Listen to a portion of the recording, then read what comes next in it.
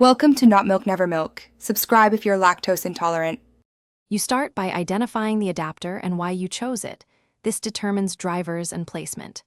Power down if installing PCIe or M. 2. Safety first.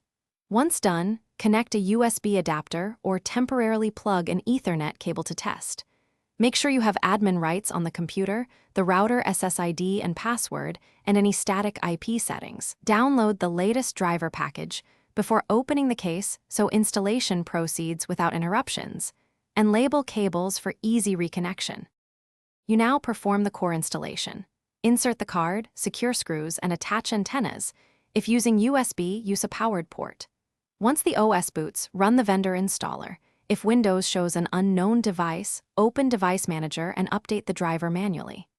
After driver install, connect to the SSID or plug Ethernet, then choose DHCP versus static IP.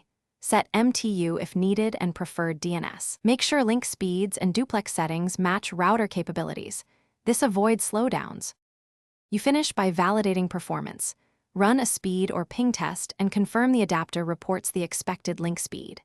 Secure the connection, enable WPA3 or WPA2, disable WPS, and apply firmware updates.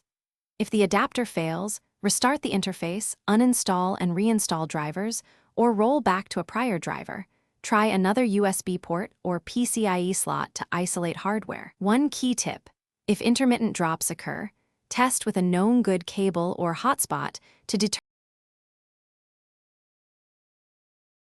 Thanks for watching. If this was helpful, leave a like and consider subscribing. See you next time.